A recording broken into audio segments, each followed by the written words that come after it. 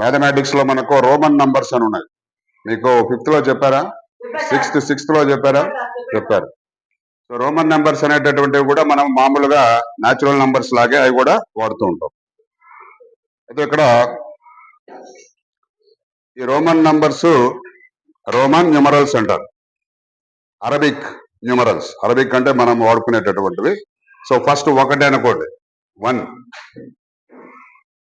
Sorry, 1 వచ్చి Roman. Arabic లో కూడా వచ్చి ఒకటే అంటాం. రోమన్ లో వచ్చి 5 ఇలా వేస్తాం. 5కి వచ్చి ఈ విధంగా వేస్తాం. 10 ఇలా వేస్తాం.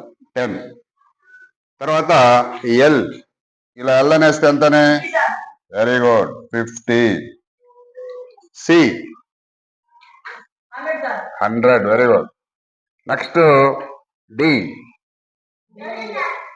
500. లాస్ట్ వన్ వచ్చి ఎం 1000. కాబట్టి మనకు అరబిక్ న్యూమరల్స్ లాగే రోమన్ నంబర్స్ కూడా మనం ఖచ్చితంగా నేర్చుకోవాలి, గుర్తుపెట్టుకోవాలి. ఎందుకంటే మనకు రోమన్ నంబర్స్ తో కూడా కొన్ని రకాలైనటువంటి సంఖ్యలు కానీ లేదా కొన్ని రకాలైనటువంటి నంబర్స్ మనం రోమన్ తో వేయాల్సి వస్తుంది.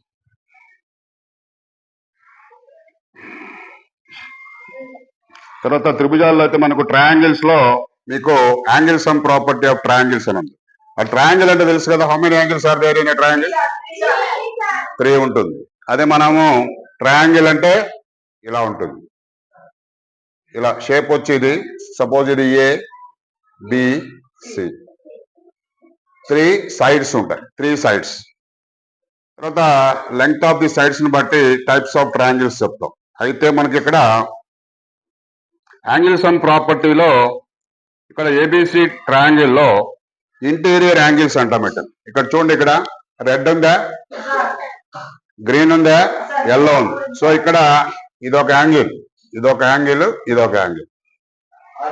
ఈ 3 ఎక్కడున్నాయి? ఇన్నర్ గా ఉన్నాయి, ట్రయాంగిల్ లోపల ఉన్నాయి. ట్రయాంగిల్ లోపల ఉన్నాయి కాబట్టి వీటిని ఏమంటామంటే ఇంటీరియర్ యాంగిల్స్ అంటారు. ఈ ఇంటీరియర్ యాంగిల్స్ ఎలా రాస్తాము? Angle A plus angle B plus angle C ఎంత అవుతుంది? 1. The total angle in a triangle is 180 degrees.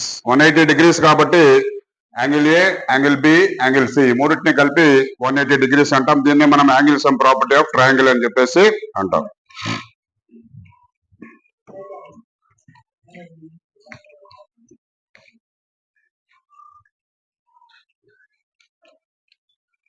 తర్వాత మనకు ఫ్రాక్షన్స్ లో 1/2, 1/4. ఇప్పుడు ఫ్రాక్షన్స్ వస్తుంది.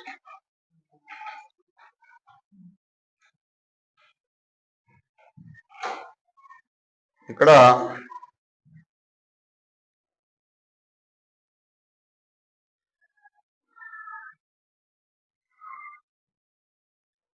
ఫ్రాక్షన్స్ లో ఏముంది మనకు? ఒక ఆబ్జెక్ట్ తీసుకొని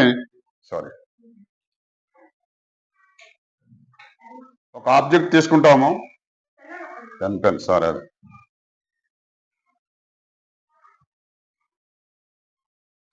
ఇది ఒక సర్కిల్ అనుకోండి.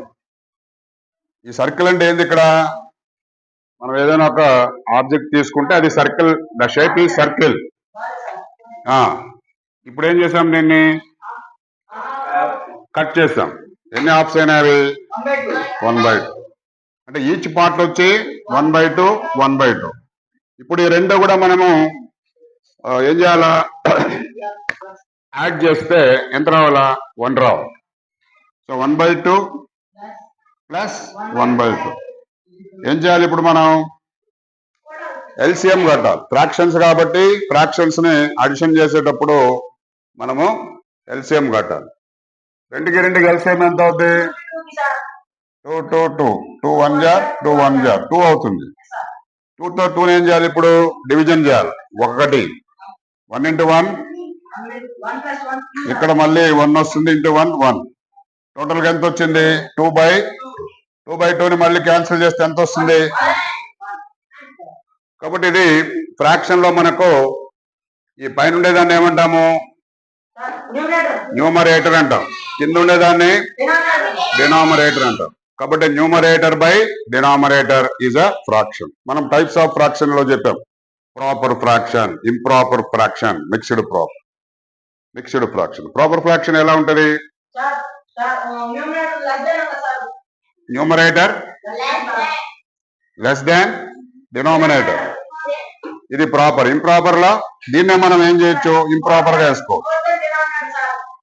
ఎస్, మిక్స్డ్ ఫ్రాక్షన్ అంటే ఇప్పుడు 1/4 అంటే ఇక్కడ ఏ ఫ్రాక్షన్ ఇది 1/4 అనేది నో ప్రాపర్ ఫ్రాక్షన్. అది ప్రాపర్ ఫ్రాక్షన్, న్యూమరేటర్ తక్కువ ఉంటుంది, డినామినేటర్ ఎక్కువ. సో మిక్స్డ్ ఫ్రాక్షన్ ఇచ్చినప్పుడు దీన్ని ఏం చేయొచ్చు మనము ఇంప్రాపర్ చేస్తే 4 1 jars 4 5/4. సో ఇప్పుడు ఇది ఇంప్రాపర్ అయిపోయింది కదా, అయిపోయింది. So these are the types of fractions. So fractions లో మళ్ళీ ఇప్పుడు మనం అడిషన్స్ చేసాం, అదే విధంగా సబ్స్ట్రాక్షన్స్, తర్వాత డివిజన్స్ లో మనము మల్టిప్లికేషన్స్ అండ్ డివిజన్స్. ఇందాక డివిజన్స్ చూసాము, మల్టిప్లికేషన్స్ కూడా చూసాం. కాబట్టి మనం ఒక ఆబ్జెక్ట్ ఇది ఒక ఆబ్జెక్ట్ అనుకోండి, దీన్ని ఎన్ని పార్ట్స్ చేయొచ్చు మనము 10 పార్ట్స్ చేస్తాం.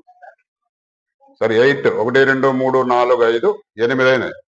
ఈచ్ పార్ట్ ఎంత అవుద్ది, ఇప్పుడు ఇది టోటల్ ఆబ్జెక్ట్ వచ్చి 1 ఎంత అవుద్ది 1/2నా, ఎన్ని పార్ట్స్ ఉన్నాయి 1/8. ఈచ్ పార్ట్ వచ్చి 1/8 1/8 1/8. అయితే మనం ఇప్పుడు ఆల్ పార్ట్స్ కలిపితే ఎంత రావాలా, 1 రావాలా 1/8 8 టైమ్స్ అయ్యండి. 1/8 ప్లస్ 1/8 1/8 1/8 1/8 ఇక్కడ కూడా వేస్తాం. 1/8 1 2 3 4 5 6 7 8.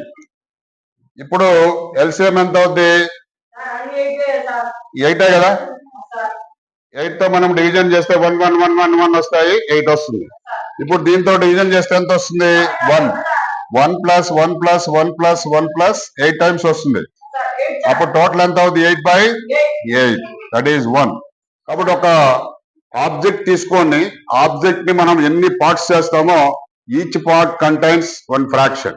అది ఒకవేళ ఆబ్జెక్ట్ ని 12 భాగాలు చేస్తాము 1/12. మీకు